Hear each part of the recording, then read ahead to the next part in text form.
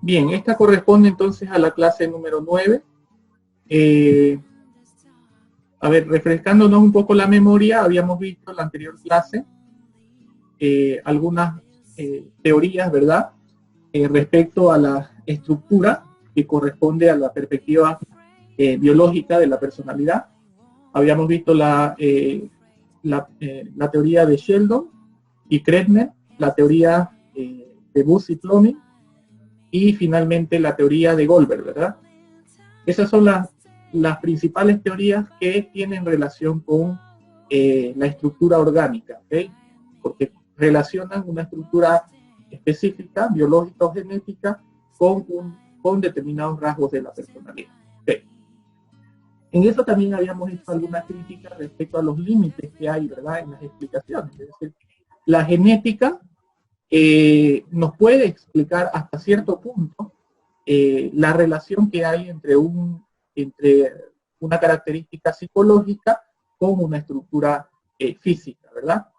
Entonces, y esto se debe, en resumidas cuentas, a el descuido que hay sobre la influencia ambiental, ¿verdad?, en el comportamiento. Entonces, hay una limitante, como habíamos dicho en la anterior clase.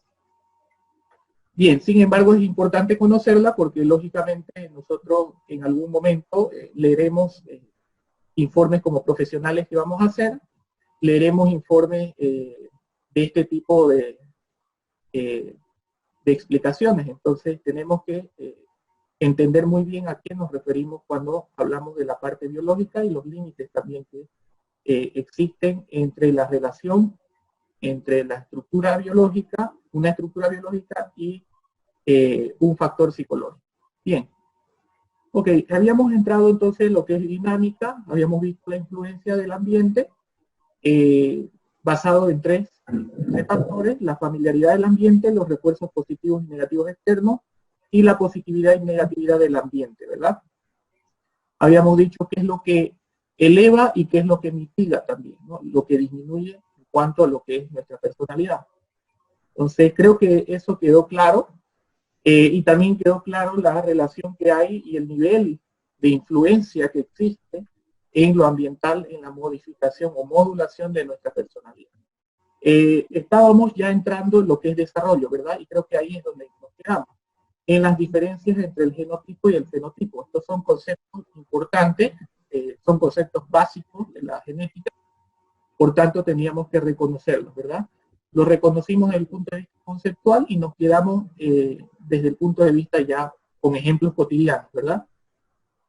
Ok, entonces desde el punto de vista conceptual y técnico dijimos que el genotipo es un conjunto de códigos genéticos o de genes que determinan la estructura y diseño del organismo, ¿verdad?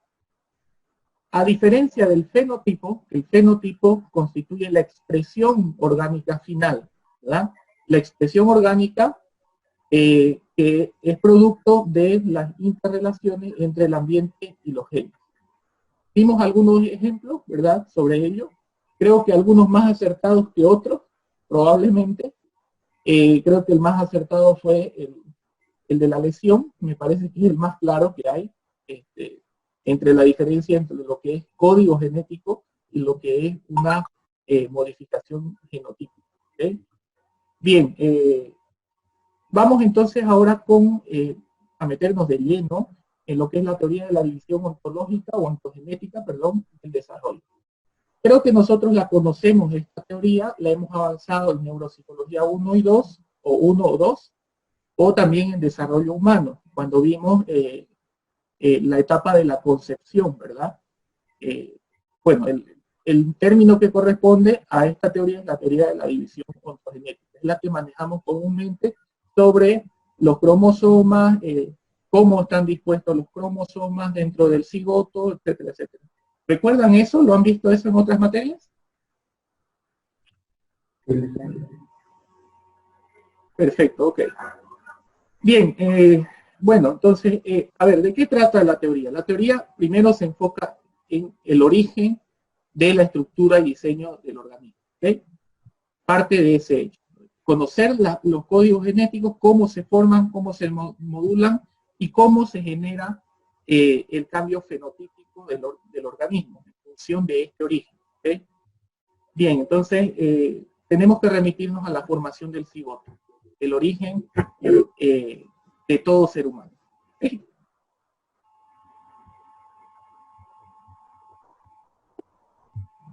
Bien, ok. Entonces nosotros sabemos que... ¿Perdón? Escucho bastante ruido. Por favor, apaguen su micrófono o bájenle el volumen. ¿Okay? Únicamente actívenlo en el momento que tengan alguna duda o tengan alguna reflexión respecto a lo que estamos diciendo acá. ¿Okay? Bien, entonces, como les había dicho, la formación del cigoto comienza en la etapa de la concepción. ¿Okay? Específicamente, la etapa de la concepción sería la fase germinal. ¿Okay? La concepción se compone por dos etapas o dos subetapas, mejor dicho. La primera es la etapa germinal y la segunda es la etapa embrionaria. ¿Okay? Cuando hablamos de la etapa germinal, entonces estamos hablando simplemente de la formación de células, que sabemos que van a ir a desarrollar un ser humano, pero en esta etapa todavía se constituyen como células. ¿Okay? Posteriormente, ya en la etapa embrionaria, ese conjunto de células pasa a ser un embrión, lo que nosotros llamamos un feto. ¿Okay? Bien, entonces, ¿qué es lo que importa saber en esto? Lo primero que importa es cómo se conforma el cigoto. ¿Sí? Si esta perspectiva nos plantea de que las características psicológicas también se heredan, entonces vamos a tener que estudiar cómo se estructura este diseño orgánico. ¿Okay? Bien, a ver, vamos a hacerlo en gráfico, vamos a necesitar la pizarra.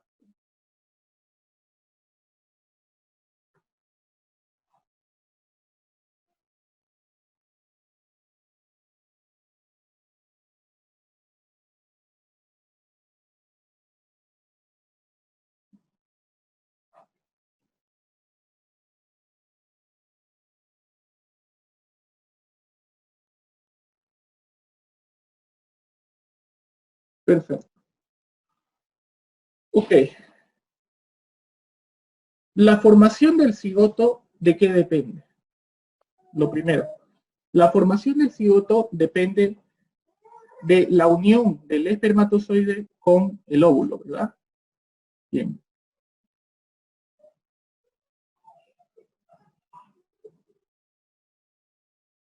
Bien, vamos a suponer que este globo de aquí,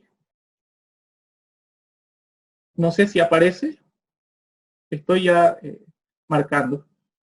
¿Aparece o no aparece? No aparece, ¿no? A ver. Así.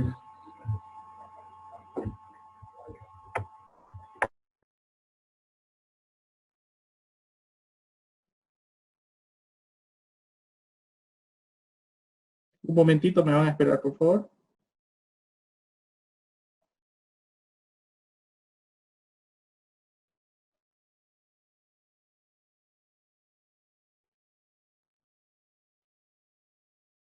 Bien, vamos a suponer que este globo sigue sin aparecer.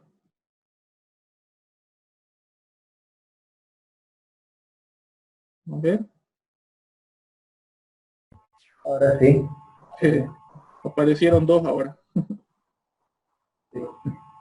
A ver.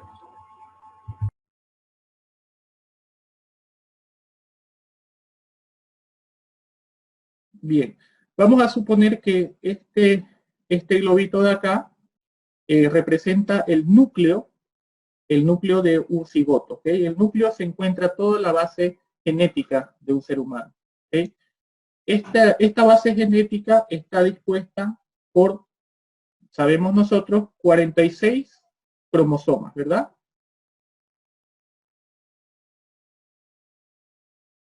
Estos 46 cromosomas están ordenados en grupo, ¿verdad? Por lo tanto, da el resultado de 23 pares de cromosomas. Es decir, que no están dispuestos aleatoriamente, sino que están ordenados por grupos. Nosotros tenemos alrededor de 18.000 a 20.000 cromosomas en total de todo el genoma humano. ¿Okay? Tenemos entre 18.000 a 20.000. Bien. Ahora, dentro de esta formación de cromosomas, nosotros vamos a tratar de analizar uno por uno para descubrir cómo se pasan y se transmiten las características físicas de una persona a otra, al nuevo ser. ¿Okay? La composición de un cromosoma es la siguiente.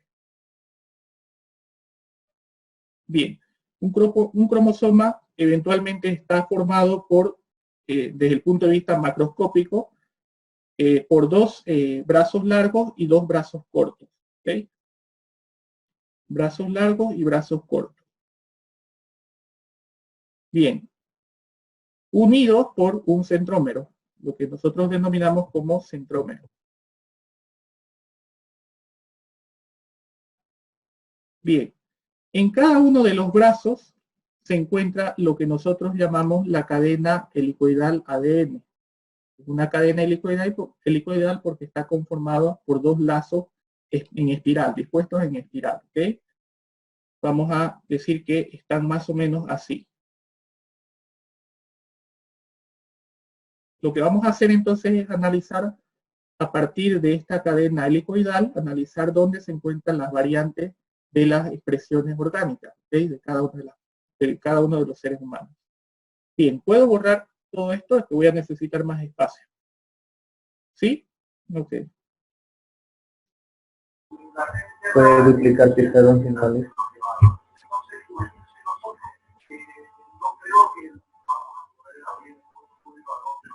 Bien, ok. Entonces,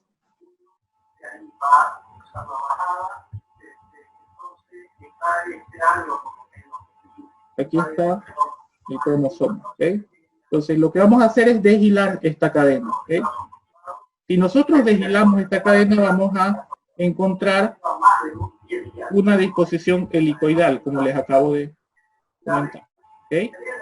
Nosotros este conocimiento no es tan novedoso, ¿verdad? Más o menos ya lo hemos avanzado, incluso en secundaria lo avanzamos. Bien, ok.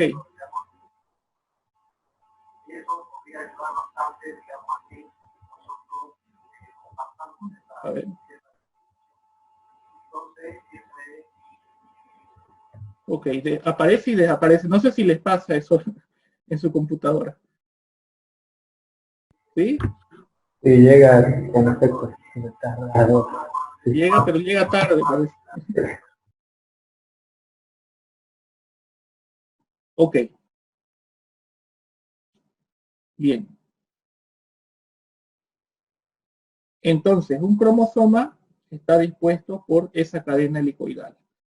Ahora, la cadena helicoidal se compone por determinados segmentos, lo que llamamos genes. ¿Ya?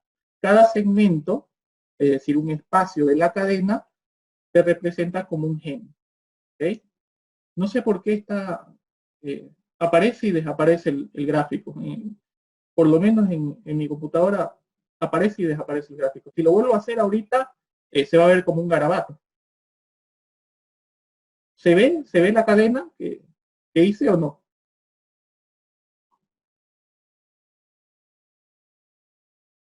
Sí, se ve. Ya. A mí no veo. Yo no veo. A ver, la voy a volver a hacer de nuevo.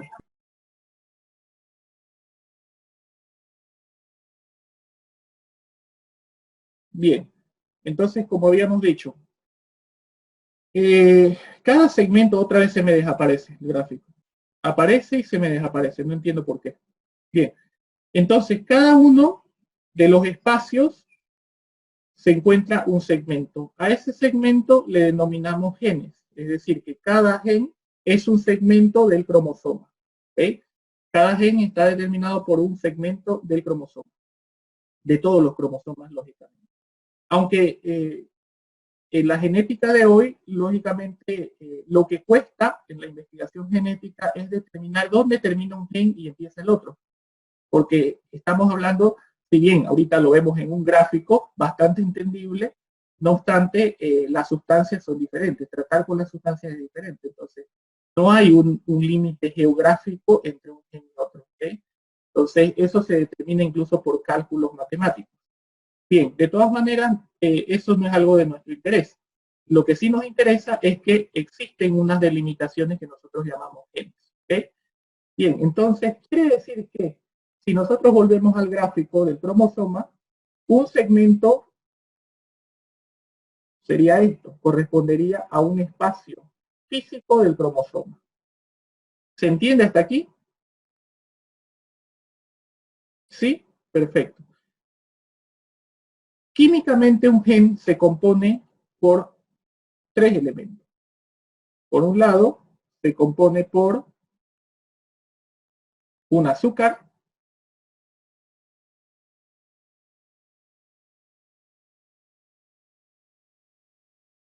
increíblemente se me borra el gráfico.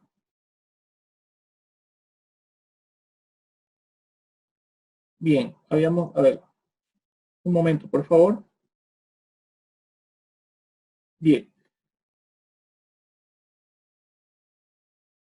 Ya, un gen dijimos que se compone por un azúcar,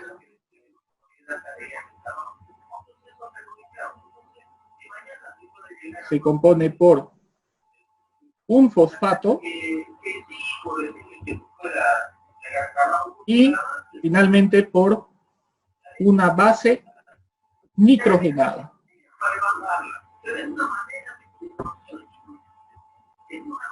¿Okay? Bien, alguien me preguntará entonces si cada gen es una característica, es una variante de una característica física. Y dado que todos los seres humanos nos diferenciamos en esa característica, entonces, ¿por qué se compone un gen por las mismas sustancias? ¿Verdad? Se supone entonces que si son las mismas sustancias, todos seríamos iguales. Porque las características no deberían variar, porque vienen y se originan a partir de la misma estructura química. Sin embargo, lógicamente eso no ocurre. Las características fenotípicas, es decir, ya el organismo en sí y la forma cualitativa del organismo es diferente de uno de otro. ¿Okay? Entonces, se atribuye que la variación física se debe a la base nitrogenada. Es decir, que todos nuestros genes no se diferencian en el azúcar y en el fosfato de cada gen. Cada gen tiene la misma cantidad de azúcar, la misma cantidad de fosfato. La diferencia se encuentra en la base nitrogenada. Esto lo podemos ver en manuales de química básica también. ¿Okay? Bien, la base nitrogenada, ¿cómo se estructura químicamente? Entonces, vamos a borrar este gráfico para explicar un poco acerca de esa estructura. Bien, entonces tenemos la base nitrogenada. La base nitrogenada se compone por 4 ácidos nucleicos, que nosotros ya los conocemos, ¿verdad? Que sería la actina, guanina,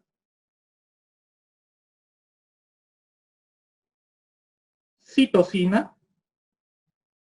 y timina. Se las conoce por sus siglas en mayúsculas. ¿Okay?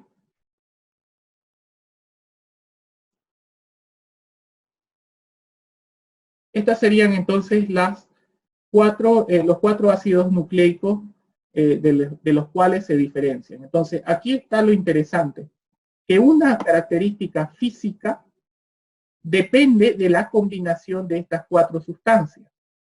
Es decir, que cada organismo se va a diferenciar en las combinaciones de estas sustancias. Suponiendo que vamos a plantear la característica de color de cabello. ¿Okay? Color de cabello. Mientras que el color de cabello, por ejemplo, la base nitrogenada de un sujeto, puede ser una combinación actina-actina guanina, actina, la misma característica se va a diferenciar en la combinación de otros sujetos, la combinación alélica de otros sujetos. En este otro sujeto puede ser timina, timina, guanina, actina. ¿Se entiende? Entonces, se encuentra la diferencia de esa característica física entre sujetos, se encuentra en la base nitrogenada, específicamente en las combinaciones alélicas. Estas son combinaciones alélicas. ¿Y dónde se encuentran físicamente en el gráfico que hicimos? Las combinaciones alélicas se encuentran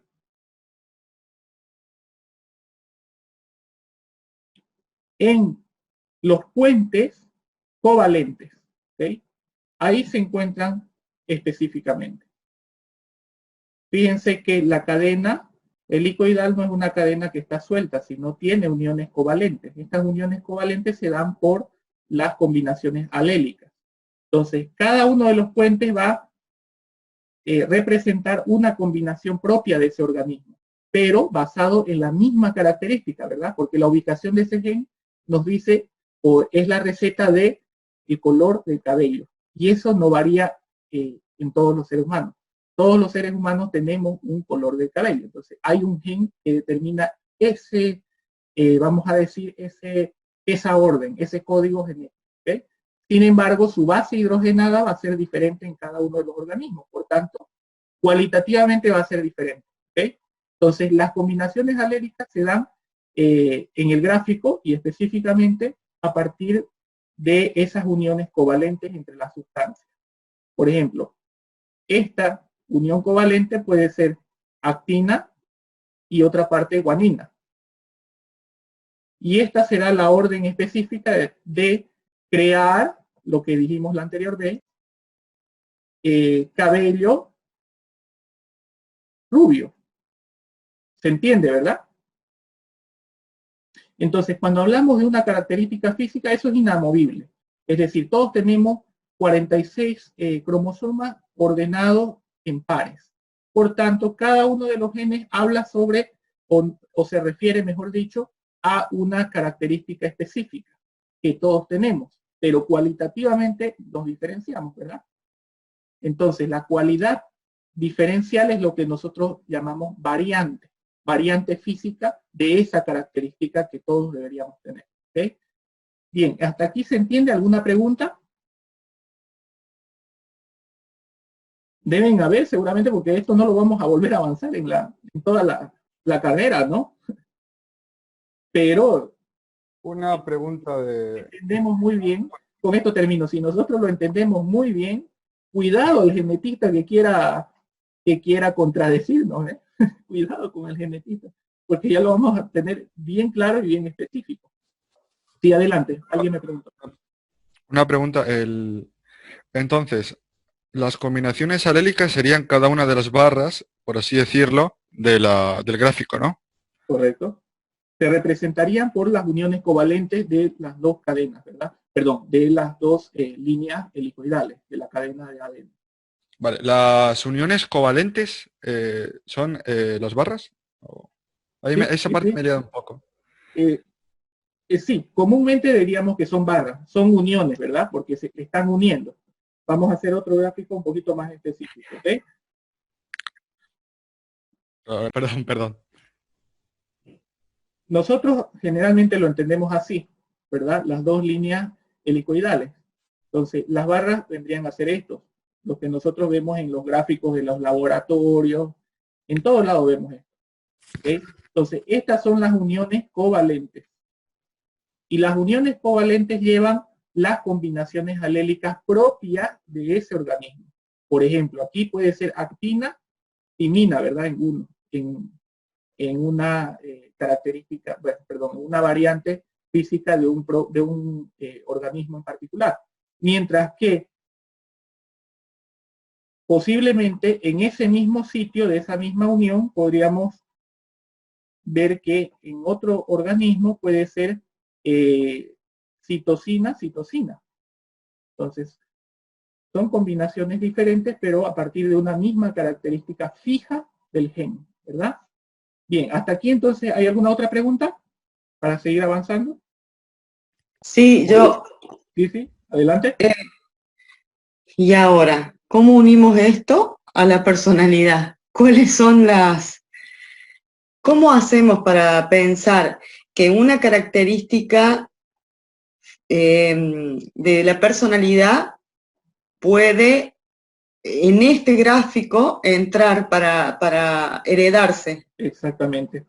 Eh, Excelente pregunta porque es ahí donde tenemos que llegar. Primero explicando de qué se trata esto y luego vamos a ver cómo se relaciona, pero lógicamente es ahí, vamos a decir, la pata con la que cojean los genetistas cuando hablamos de características psicológicas. Porque fíjense que los genes están relacionados, hasta ahora he dado ejemplos, en relación a características físicas de un organismo, pero psicológicas no. Y eso a ese punto justamente es que vamos a llegar.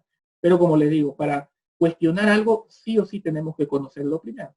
Es lo más importante porque si no, un genetista viene y nos dice, bueno, la extroversión está en el gen tanto y listo.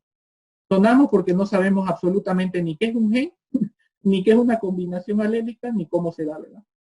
Pero lógicamente es ahí donde tenemos que llegar, porque esto lo han tratado de atribuir a los factores psicológicos de una persona. Y es ahí donde creo yo que hay algunas insuficiencias en sus explicaciones. Bien, ok, creo que ya se han pasado 40 minutos. Bueno, creo que tenemos 10 minutos más, ¿okay? Antes de continuar. En 10 minutos nos va a botar el sistema, otra vez volvemos a entrar en cuestión alrededor de un minuto, ¿ok? Bien. Ok, entonces, hasta aquí entonces se entiende. Bien, ahora vamos a establecer lo siguiente, ¿ok? Vamos a borrar un poco el gráfico.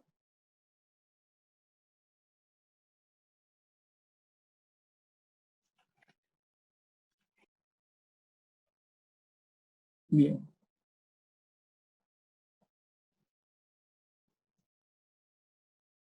Ay, no borra ahora. Borra, no borra, no borra. Bien.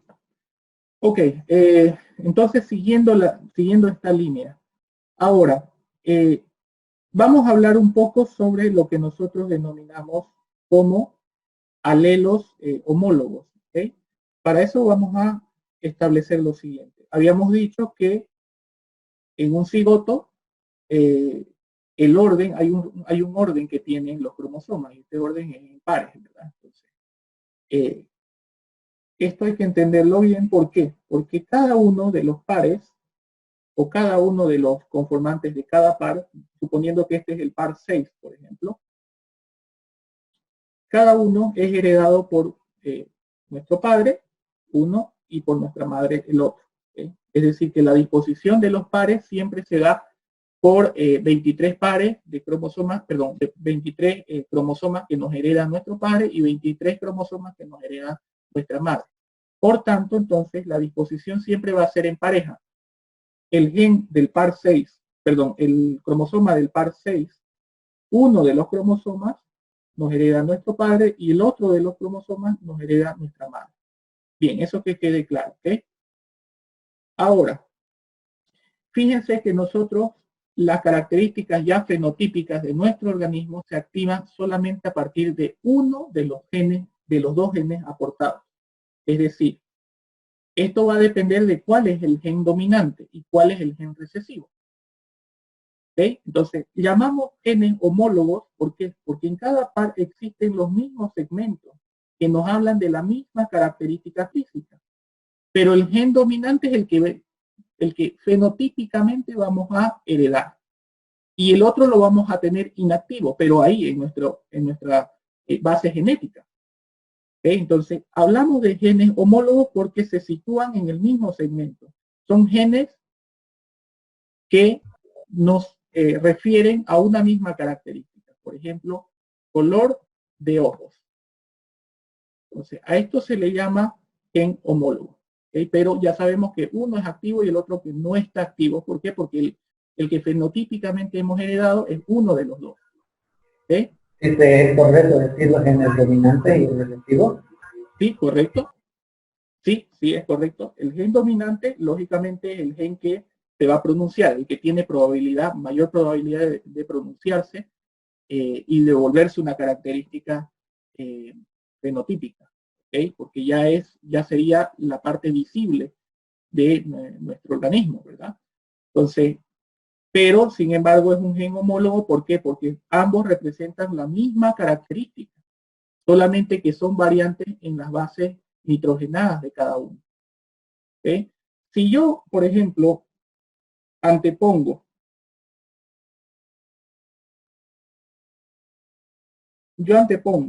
y pregunto a la clase, en este par 6, ¿estos genes son genes homólogos o no? No, ¿Por qué no?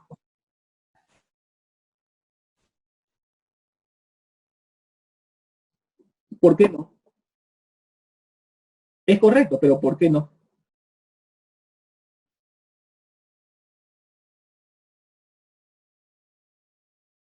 Porque no se sitúan en el mismo segmento. Exactamente, porque no se sitúan en el mismo segmento, por tanto, corresponden a otro gen, que nos hablan de otra característica, probablemente otra característica física, probablemente el tamaño del hígado o qué sé yo. Entonces, se supone que son homólogos en la medida en que se representen en el mismo sector. ¿Okay? Esto es importante no solamente por el tema de la personalidad, como vamos a ver, sino también por cuestiones de explicaciones de otros tipos de problemas. Por ejemplo, el síndrome X frágil, que ya nosotros vamos a verlo más adelante en otras materias, seguramente, los problemas de desarrollo que hay y que generan obviamente problemas de aprendizaje en una etapa escolar. Sin embargo, tenemos que reconocer esto. ¿Okay? Bien, entonces vamos a partir de estos genes homólogos. ¿Ya?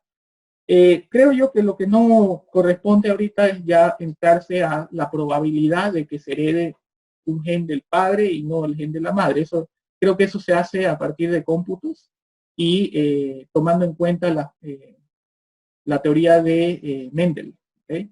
Sin embargo, eso no nos corresponde tanto averiguar.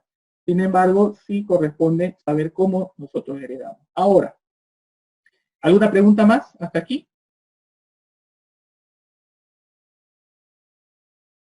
Perfecto, ok. Sigamos entonces. Habíamos dicho entonces que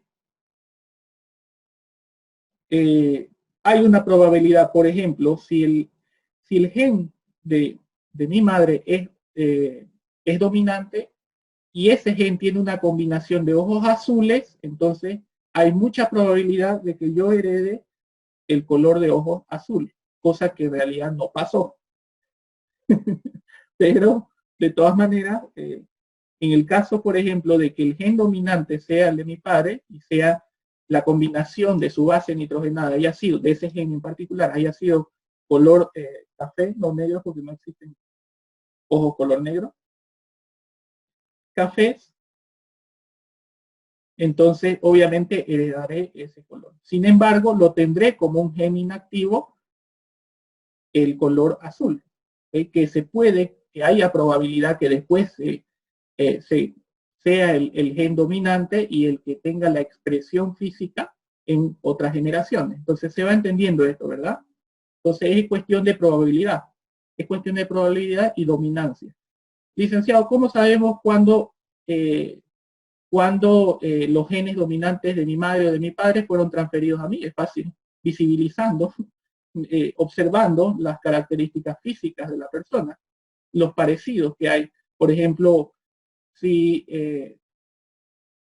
si la cabeza es bastante redonda, si la cabeza de una persona es bastante redonda y vemos que la cabeza de mi madre es bastante redonda, sabemos que el gen de ese par específico, el gen dominante y es el que se heredó, fue el gen que nos refiere a la forma de la cabeza, pero en este caso el gen dominante sería el de la madre, ¿verdad?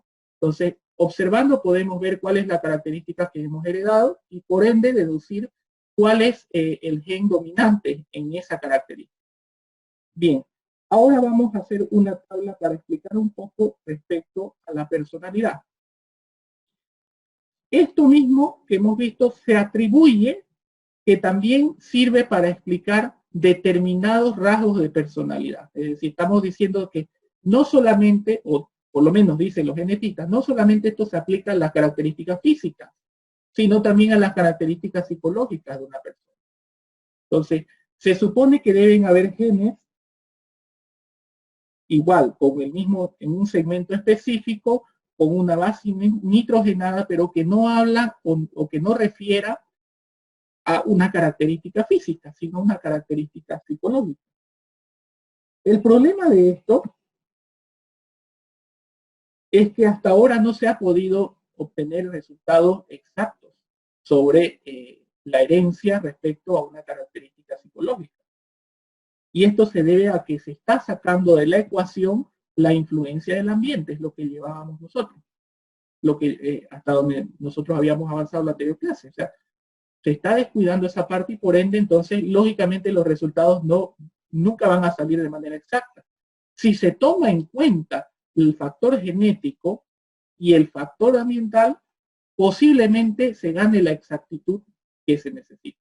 Pero el problema es que se estaría admitiendo también en eso de que el factor ambiental es un factor que corresponde a otro campo, que lo implique otro campo, ¿verdad? Porque las experiencias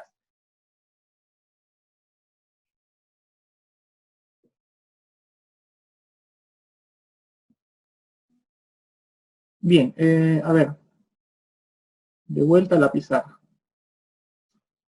Ok, entonces aquí tenemos el genotipo y el ambiente, ¿ok? En el caso 1 dijimos que tiene un genotipo, es decir, una combinación alélica que da como resultado la extroversión alta. Y en el caso 2 tenemos, por ejemplo, la agradabilidad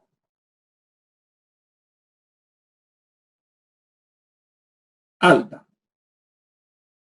Okay. Sin embargo, ¿qué pasa si esta persona ya existe una predisposición genética a que tengan estas características psicológicas? Pero los recibe un ambiente completamente diferente. Por ejemplo, en este caso, en la extroversión alta, vamos a decir un ambiente represivo. Y en el caso 2, que hemos dicho que es una agradabilidad alta, el ambiente sea pesado, las características que vimos, ¿verdad?, de los ambientes. Entonces, ¿qué es lo que va a dar como resultado esto? ¿Alguien podría explicarme? ¿Se mantendría la persona ante un ambiente repitentemente represivo? ¿Se mantendría una persona con las mismas características? Porque la genética supuestamente es la que determina. No. ¿Por qué? ¿Cuál sería el cambio acá? Intuitivamente podemos saberlo. Si las características de un ambiente, por ejemplo, en este caso represivo, ¿cómo cambiaría? La extroversión seguiría, como está determinada genéticamente, ¿seguiría alta o no? Pienso que seguiría, pero estaría condicionado bueno, estaría asociado a una experiencia negativa o a las experiencias negativas. Ya, entonces no modificaría. No modifica la genética. No se modificaría de acuerdo al ambiente. Es decir, que se mantendría con una extroversión alta. La conducta se modificaría, lo que no cambiaría es la genética. No, claro, lógicamente, la genética en sí mismo no podría cambiar. Es más, si hubiese un gen asociado a una característica psicológica, por supuesto que, y que sea dominante, por supuesto que diríamos que esa característica psicológica tendría que pasarse también a la siguiente generación, ¿verdad? El problema de esto es que, por ejemplo, en nuestra sociedad es una sociedad, vamos a decir, represiva o no. Pesada, represiva, ¿cómo la caracterizaríamos a nuestra sociedad? ¿Cómo podríamos caracterizarla? No, Alex. Disculpen, tengo que seguir interrumpiendo porque siguen entrando. Ok, bien. Ya. ¿Cómo la podríamos caracterizar?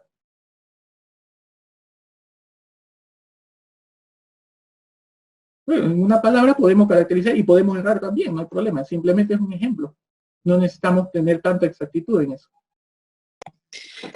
Disculpe, licenciado, ¿cuál era la pregunta entonces? Si un ambiente represivo modifica la extroversión alta. Claro, sí. Si un ambiente represivo modifica la conducta de extroversión alta. Estamos de acuerdo con que la extroversión, estamos suponiendo y partiendo de la hipótesis de que esta característica se hereda.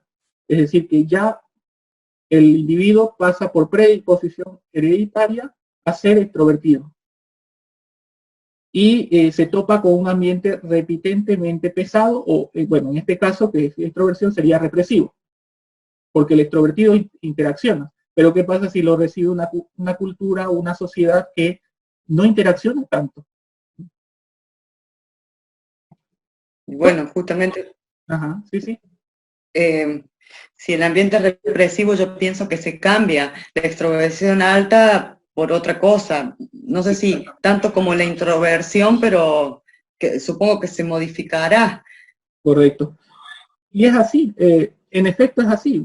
Vemos que, por ejemplo, si comparamos con la sociedad argentina eh, tiene un ambiente un poco más liberal en ese sentido. Y fíjense cómo son los niños. Los niños no se cubren ni se tapan la boca cuando les preguntan cómo te llamas. Bueno, yo me llamo esto y vos cómo te llamas, ¿verdad? Entonces, hay una extroversión que parece natural, pero es porque recibe obviamente un ambiente que le permite esa extroversión. En cambio, en ambientes donde son más cerrados, que lo tomamos como ambientes más cerrados, se van a dar cuenta que desde niño, el niño está completamente cohibido. Entonces la pregunta sería, ¿será que está genéticamente diseñado para eso? ¿O es que ante los primeros contactos de una sociedad que es altamente represiva, altamente cerrada, puede ser que lo modifique? Y lo modifica desde temprana edad. Entonces, tenemos que ver, no sé en qué porcentaje, porque es muy complicado hablar de porcentajes aquí, de cuánto es la influencia ambiental y cuál es la influencia genética en cuestiones de características de la conducta, es decir, con características psicológicas. Entonces, nosotros ¿cómo lo han, se van a fijar en manuales de psicología básica, tratan de salir de este dilema, ¿cómo salen de este dilema? Es decir, bueno, 50% para la genética y 50% para la ambiental, estoy seguro que lo han escuchado. Esa es una forma básicamente de salir, bueno, ya para nadie. 50 para vos y 50 para vos. Pero los porcentajes, hay que tener un poco de precaución en de los porcentajes. Podemos ver de que hay influencia del medio y también hay influencia de la parte genética. Lo que da, tal vez pone en duda es el hecho de que no hay esa exactitud cuando se intenta asociar un rasgo de personalidad con un gen en particular. No hay esa exactitud. La genética no demuestra la misma exactitud cuando se asocia con un factor psicológico que cuando se asocia con un factor físico. En cuestiones de factores físicos hay una exactitud. Entonces la gran pregunta es, ¿por qué no se pueden sacar resultados exactos? Y es porque hay algo importante que se está sacando de un factor que se está sacando del contexto investigativo, que es el ambiente, ¿verdad? Bueno, entonces, de esa forma, ¿sí? Adelante, ¿tienen alguna pregunta?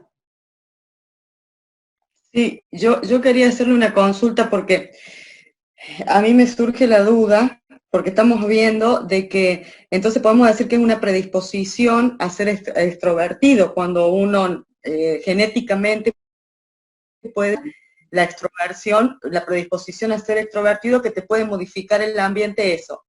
Si yo lo tengo que ubicar, o sea, esta es mi pregunta, si yo lo tengo que ubicar como la característica física se encuentra en la base nitrogenada, en la unión covalente, si yo tuviera que ubicarla genéticamente en el gen, las características psicológicas, ¿dónde la ubicaría? ¿Sería también una base nitrogenada en el... Claro, lógico. Sí, en efecto, creo que le ha dado el Igual punto. que la... Ajá, porque lo que intentan hacer los genetistas es tratar incluso de ver en la base nitrogenada si hay alguna asociación con las características psicológicas en este caso, por ejemplo, extroversión. Ya hemos visto algunas pautas de eso en las teorías, ¿verdad? Tratan, por ejemplo, de ligar algún gen en la base nitrogenada específicamente, alguna combinación que sea repitente en cada una de las familias, o sea, tienen lazos obviamente hereditarios, pero que tengan que ver con esas características psicológicas de cada uno.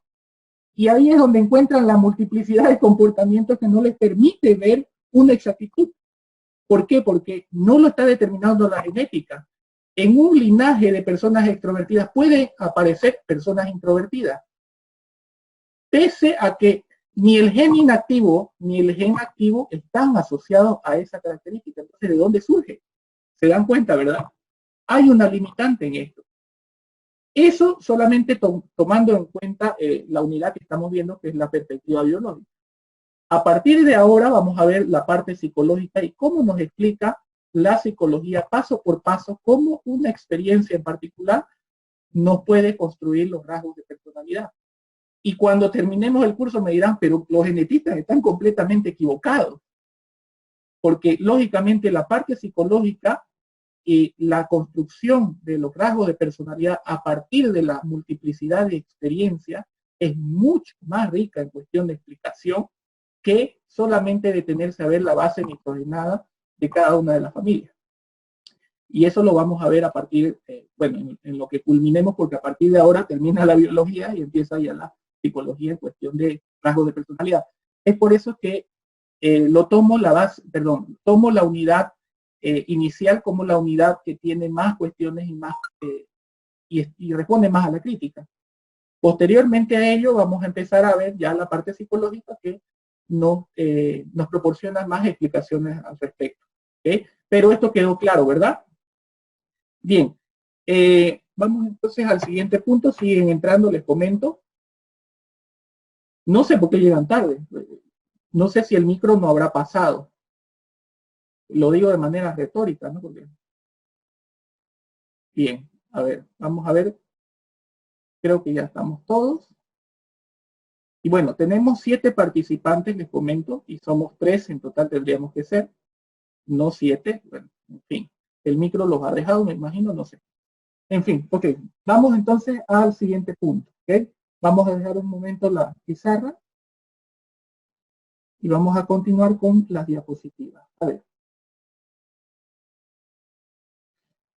Bien, entonces las críticas las podemos concebir a partir de los ejemplos que hemos dado y todo lo que hemos dicho.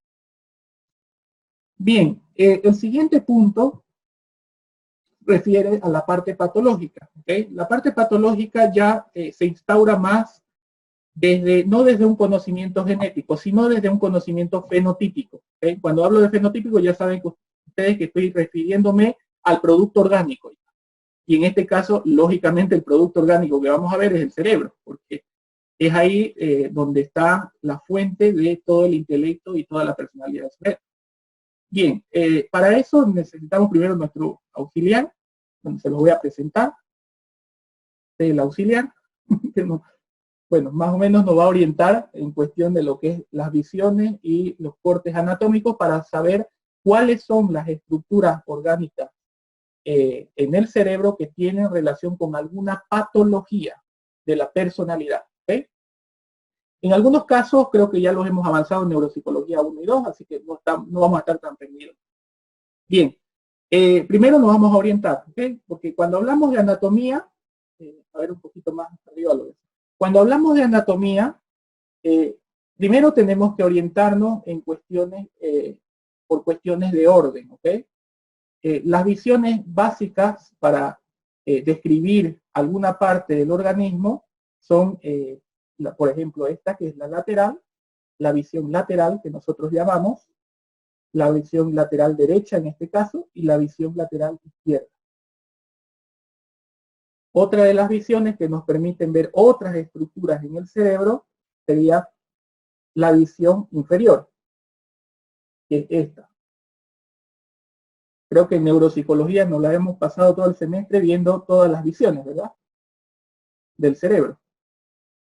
Esta es la visión inferior. Tenemos también una visión superior. Fíjense que en la visión superior podemos ver, por ejemplo, la fisura longitudinal que divide al cerebro en 2 mitades en un hemisferio izquierdo y un hemisferio derecho. Perfecto.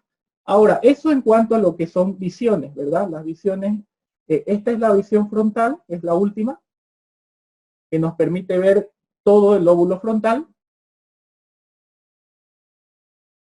Bien, y hay otras visiones más profundas también, pero que se necesitan cortes, ¿verdad? Cortes anatómicos para poder apreciarlas. Uno de los cortes anatómicos es el corte sagital. ¿Okay? El sagital va por la línea longitudinal, es decir, divide al cerebro en una mitad izquierda y una mitad derecha. Entonces, nosotros, a ver, al hacer un corte sagital, obtenemos una visión medial del cerebro. ¿Se ve? Bien, esta es la visión medial, que es a través de un corte sagital. Esta es la mitad izquierda y esta es la mitad derecha. También podemos ver las estructuras. Fíjense que estas estructuras mesencefálicas y subcorticales podemos apreciarlas como a través de un corte, es decir, a través de un corte invasivo, ¿no? Porque tenemos que hacer el corte y podemos apreciar esta parte. Bien, no solamente tenemos el corte sagital, sino tenemos otros cortes, ¿ok? Por ejemplo, el corte coronal que se da en esta línea. El corte coronal también nos permite obtener una visión rostral del cerebro. Si nosotros cortamos esta parte en vertical, obtenemos una visión rostral. ¿Okay? El corte coronal, entonces, divide a una parte anterior del cerebro y una posterior. Y finalmente también tenemos el corte horizontal, que se da en esta línea, ¿verdad? En esta línea. Así. El corte horizontal divide al cerebro en una parte superior y una parte posterior. Y podemos visibilizar también la parte media del cerebro. ¿Okay? Bien, eso se entiende, ¿verdad? Ok, vamos entonces con las áreas relacionadas a los trastornos de personalidad, tomando en cuenta las diferentes visiones y las diferentes cortes. Bien, la primera área que está involucrada en un trastorno desde el punto de vista biológico es la corteza orbitofrontal. Vamos entonces a una visión inferior del cerebro para conocerla. La corteza orbitofrontal forma la base del frontal. Fíjense que es la base, ¿verdad? Aquí está la base. Si nos vamos a una visión inferior, vamos a poder apreciar la parte superior en la visión inferior.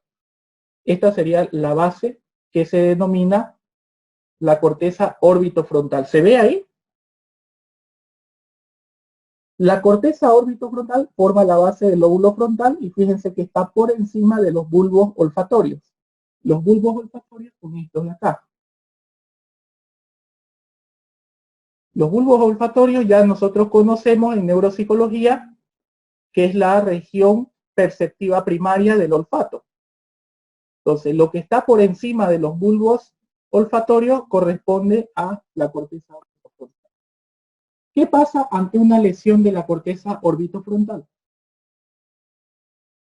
Si hay una lesión en la corteza orbitofrontal, se manifestaría el trastorno de pseudopsicopatía, que es un trastorno de personalidad muy inusual. Probablemente nosotros en la clínica ni neuropsicológica ni en la clínica común podemos apreciarlo, pero sí hay casos que nosotros hemos estudiado respecto a una pseudopsicopatía. Cuando hay una lesión entonces en la corteza orbitofrontal, inmediatamente se manifiesta el trastorno de pseudopsicopatía. ¿Y cuál es su sintomatología del trastorno de pseudopsicopatía? Bueno, la sintomatología es clásica: apatía, irritabilidad.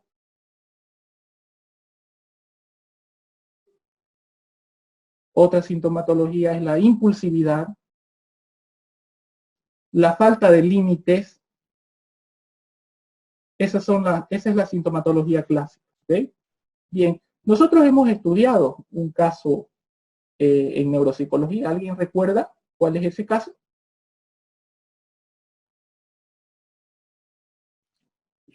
Perdón, ¿cuál era la pregunta? Nosotros ya hemos estudiado en neuropsicología 1 o 2, si no me equivoco, un trastorno de pseudopsicopatía, un trastorno de un caso muy particular e histórico dentro de la neuropsicología. ¿Alguien recuerda cuál es ese caso? El caso de Phineas Gage, ¿le suena? Es que para ¿Ya? ¿Sí? para el estudio de estos casos, por lo general se usan acortaciones, como por ejemplo el caso HM. Sí, sí, en psicología cognitiva se ve el caso de HM, pero bueno, en neuropsicología también se lo ve porque tiene que ver con una lesión en una estructura neurológica. Pero el caso de Phineas Gage creo que es más conocido todavía que el HM, que por si acaso HM no corresponde al paciente, ¿verdad? El paciente se llama Henry Molaison, Claro. HM. Bien, en este caso Phineas Gage fue un trabajador, una persona que trabajaba poniendo explosivos para hacer las vías férreas en el siglo, a mitad del siglo XIX, en 1847, sucedió su accidente, en el cual, bueno, un buen día de esos, yo le digo, un buen día de esos, colocó un explosivo y bueno, explotó antes de tiempo. Entonces salió disparando Phineas Gage con una barra que le atravesó la parte orbital, la cavidad orbital. Es decir, atravesó por aquí. Aquí sería más o menos la parte orbital. Y perforó la corteza orbitofrontal y el parietal. Y salió por el parietal. En este caso, Phineas Gage tenía una personalidad amable, tolerante, relajada. Posteriormente a esa lesión, bueno, se manifestó la pseudopsicopatía, inmediatamente la sintomatología, bueno, empezó a manifestarse, ¿no?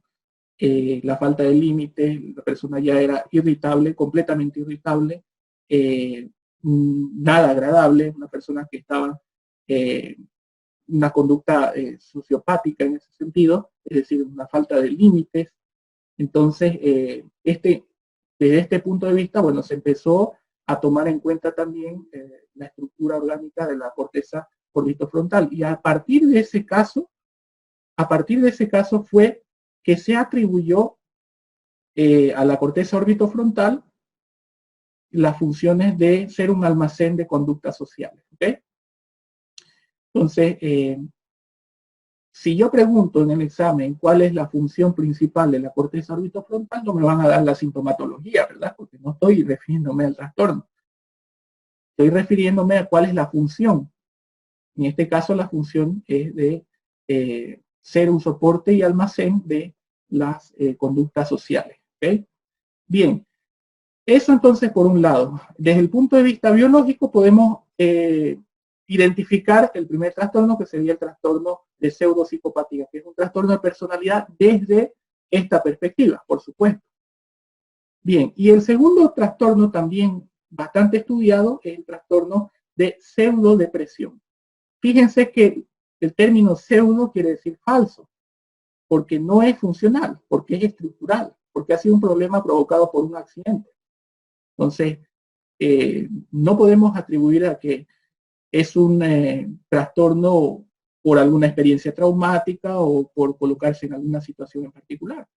Es simplemente estructural, porque tiene que ver con un daño neurológico. ¿Okay? Esto quede claro, ¿eh? Y el segundo, entonces, el segundo trastorno es la pseudodepresión. ¿Por qué? Porque lógicamente está relacionado a una lesión en alguna parte del cerebro. Bien, para ello vamos a hacer un corte nuevamente, un corte sagital, y vamos a ver las estructuras que están relacionadas a este tipo de trastorno. Bien, este trastorno se ha relacionado con estructuras subcorticales que corresponden al área mesencefálica. Esta es la neocorteza, es la superficie, y este es el área subcortical, que sería el área mesencefálica. ¿Okay? Bien, el área mesencefálica se compone por el tálamo, se compone por el hipocampo y por la amígdala cerebral. ¿Cuál es la función principal de esta área? La regulación emocional. Entonces, una lesión en el área subcortical, es decir, en el mesencéfalo, produce una pseudodepresión. Es decir, el individuo empieza a manifestar una serie de conductas relacionadas a la desregulación emocional. Por ejemplo, la apatía también es uno de los factores de desregulación emocional. Otro de ellos es la inexpresión emocional.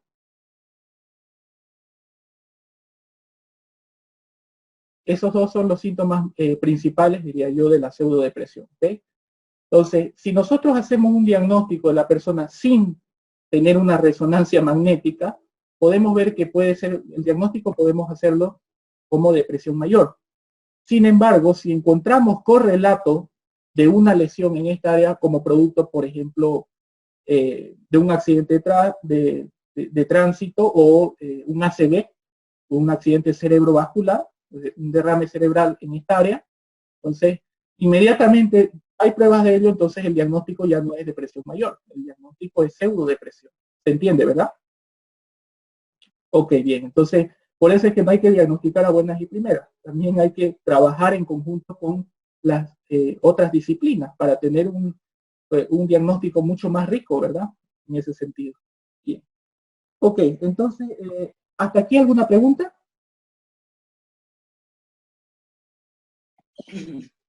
¿Yo puedo hacerle una pregunta? Sí, por supuesto. Entonces, cuando hablamos de las áreas cerebrales relacionadas con los trastornos de la personalidad, ¿Ya? es la corteza frontal que genera que cuando existe una lesión, existe un trastorno pseudo psicopatía que es muy inusual, y cuando hablamos del área mesencefálica, cuando existe una lesión, el trastorno sería pseudodepresión. Ahora, usted nombró que existen dos síntomas que son sobre todo, uno es la apatía y otra la desregularización emocional. Dentro de la desregularización emocional, ¿cómo sería? ¿Como que en un momento está muy feliz, en otro momento está muy triste, o siempre está excelente. triste? Excelente pregunta. En este caso, la pseudodepresión se manifestaría lógicamente como una desregulación emocional, en el sentido de que, por ejemplo, como encontramos en una depresión, hay una desesperanza del individuo. Es decir, el individuo no es que está triste. Tenemos que dejar de lado ese artilugio de decir las personas depresivas están tristes. No es tristeza lo que tratamos. La tristeza es parte de una regulación emocional. Es decir, hay días en que estamos tristes y tenemos razones para ello, y hay otros días que no. Entonces, no se trata de atribuir una tristeza a la depresión. La depresión se caracteriza por una desesperanza. El individuo no quiere hacer nada, por ejemplo. No quiere limpiarse la cara, no quiere lavarse los dientes, no quiere comer, no quiere... Hay una desesperanza porque no hay un futuro en sí mismo. Entonces, desde ese punto de vista, la desregulación emocional no se da por la varianza emocional, sino se da porque se estanca el sujeto en ese tipo de desesperanza. Es decir, ya no ve un sentido de seguir, porque no hay ninguna emoción tampoco que sienta, ¿no? En ese sentido. Otra de las características que di es el segundo síntoma que di era de a ver, la apatía, uno de ellos, y la falta de expresión emocional, sí, ya recordé.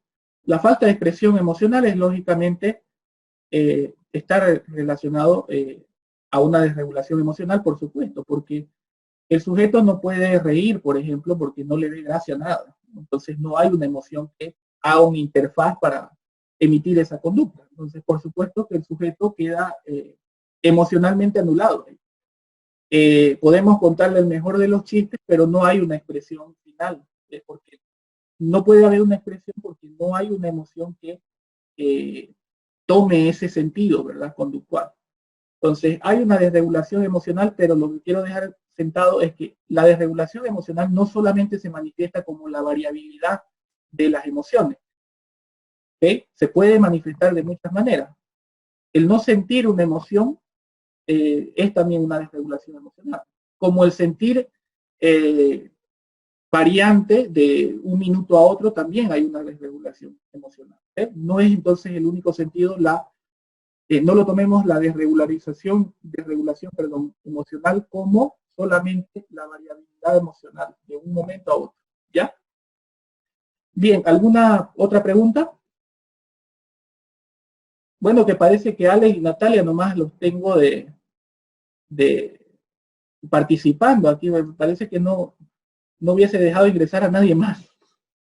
¿De casualidad no hay más gente esperando en la lista, en la sala de espera? Yo ahorita tengo a 7 personas, 7 u 8 personas, más o menos. ¿En la sala de espera o en la lista de participantes? No, en la lista. Puede ser que hace unos días llovió bastante y creo que en alguna que otra zona ha tirado postes de fibra óptica. Bueno, O sea, mira el cableado de fibra óptica. Puede ser algo así. bueno, eso o es que simplemente están escuchando. A veces la teoría más simple es la más correcta. En fin, puede ser eso también. Eso debería ser un poco. Sí es una posibilidad porque yo he tenido también problemas en internet en mi casa, no solamente en la materia, sino también dando otras conferencias. Y he tenido la misma dificultad de que el audio está mal o no se escucha bien, etcétera, etcétera. Bien, finalmente vamos a evaluación y ahí cerramos la unidad 3, que es perspectiva biológica de la personalidad. Bien, nosotros hemos dicho de que los puntos son similares, ¿verdad? Van a ser similares en cada una de las perspectivas. Es porque cada perspectiva debe arrojarnos alguna información en relación a los niveles de estudio, la estructura, la dinámica, el desarrollo, la patología y la evaluación. ¿Okay? Entonces vamos a seguir siempre ese ritmo en cada una de las perspectivas. Bien, toca evaluación entonces. Bien, la evaluación, tenemos que tomar en cuenta la orientación evaluativa, es decir, la orientación es psicométrica. Es decir, si nosotros queremos seguir investigando desde la perspectiva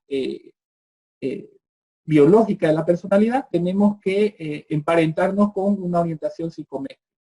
Sin embargo, las técnicas son un poco diferentes porque no es a través de la aplicación de pruebas psicológicas. Y es ahí donde se difiere con otros tipos de perspectivas que también tienen una orientación psicométrica. La orientación evaluativa es psicométrica, entonces, de esta perspectiva. ¿Okay? ¿Cuáles son las principales técnicas? Las principales técnicas son las medidas fisiológicas de la personalidad. Es decir, desde esta perspectiva, nosotros no vamos a aplicar pruebas psicológicas, no vamos a realizar observaciones en sí mismos, sino vamos a aplicar estas medidas fisiológicas. Porque lo que nos interesa, no nos perdamos en esto, nos interesa relacionar una estructura genética o fenotípica con un determinado rasgo de personalidad. Entonces, las técnicas se basan en ese tipo de medidas fisiológicas. ¿Y cuáles son los instrumentos? Bueno, son diferentes. Utilizando la misma técnica fisiológica pueden ser diferentes. Por ejemplo, colocando electrodos en la piel de una persona, aunque suena descabellado, pero en realidad se hace. Si se parte de esta perspectiva, se hace.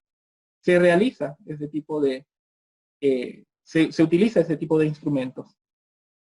Suena descabellado porque nosotros no nos vamos a dedicar a eso, ¿verdad? Pero, a ver, si nosotros lo ejemplificamos, tal vez no sea tan descabellado.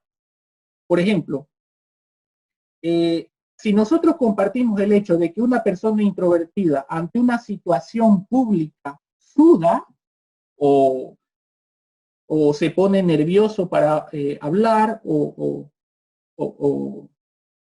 tiene una arritmia, entonces nosotros veremos de que hay una respuesta fisiológica común, ¿verdad? En todas las personas que son introvertidas. Por tanto, nosotros colocándole, por ejemplo, electrodos en la piel, podremos ver cuánto podemos evaluar el nivel de sudoración de la persona. Entonces no suena tan descabellado esto, ¿verdad? Si partimos del hecho de que una situación una situación pública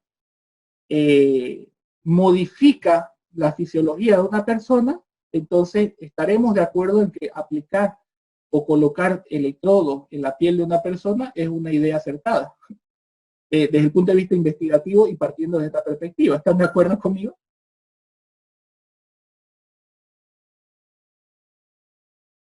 Totalmente de acuerdo.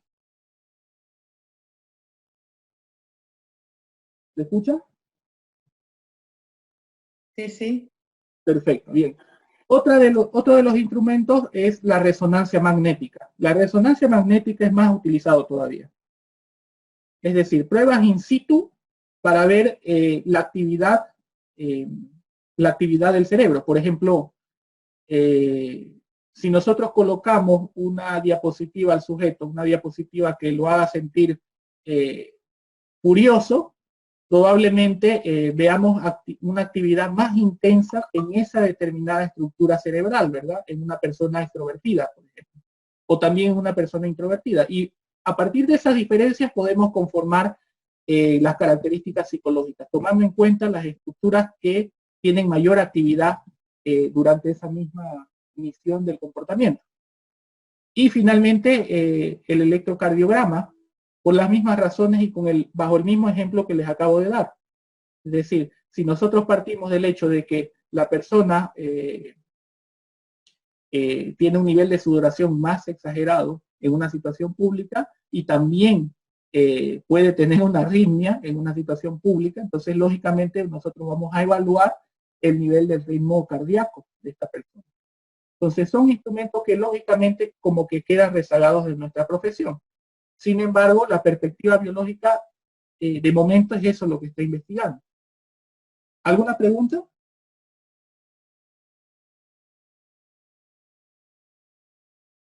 Ninguna por aquí. Perfecto, entonces damos por cerrado la unidad 3, que es perspectiva biológica de la personalidad. A partir de ahora entonces nos vamos a enfocar en el factor psicológico, netamente psicológico, es decir, ya tomando en cuenta la construcción de los rasgos de personalidad, pero a partir de cómo el sujeto va percibiendo determinadas experiencias. Y aquí va a ser diferente, va a ser un mundo aparte porque hay diferencias fundamentales entre cada una de las perspectivas psicológicas. La que vamos a ver hoy, pues bueno, no hoy precisamente, pero en la próxima clase, la que vamos a ver va a ser específicamente la perspectiva de las disposiciones, que me parece que es una perspectiva muy importante porque relaciona los rasgos de personalidad con la parte disposicional. La parte disposicional y voluntaria, es decir, la construcción de necesidades y motivaciones. Pero eso ya lo vamos a ver en la próxima clase.